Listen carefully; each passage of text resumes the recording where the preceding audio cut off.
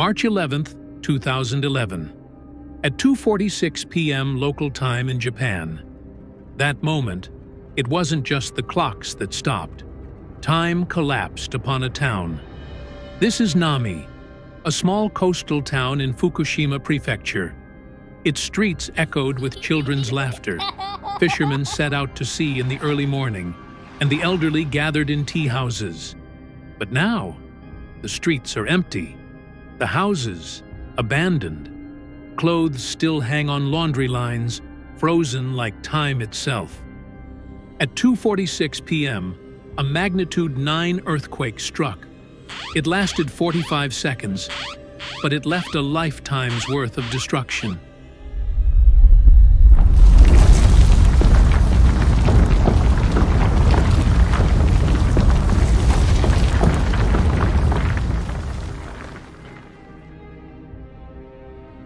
Minutes later, a tsunami swept away everything along the shore. And finally, the tsunami hit the Fukushima Daiichi nuclear plant. 3 reactors melted down, and with the radioactive gases rising into the air, a city vanished from the map.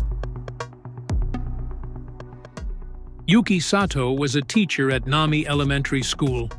She was in the classroom when the quake hit. "Kids! Under the desks!" she shouted, as the school roof began to collapse.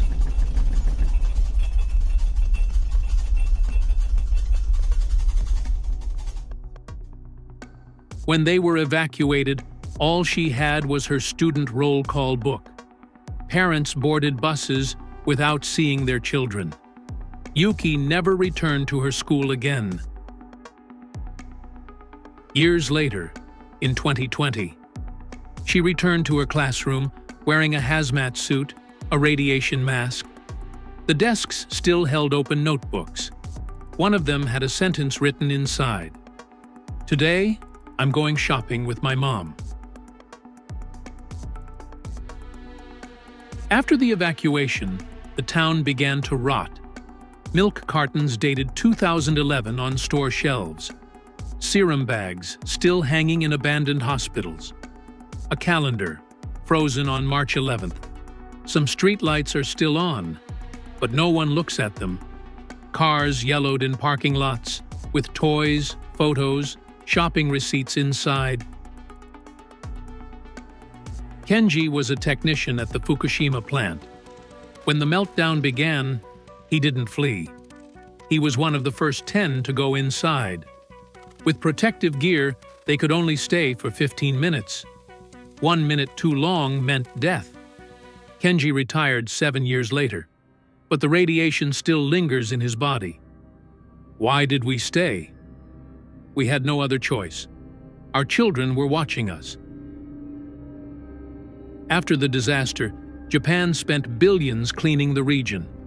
Soil was scraped away, debris cleared. Hundreds of thousands of black bags stacked like mountains. But no matter what was done, no one came back.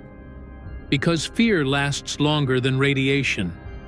You can't see it, but you can feel it everywhere. After 2020, some zones reopened, but the streets remain silent. Namie's once peaceful and lively spirit is now filled with stillness.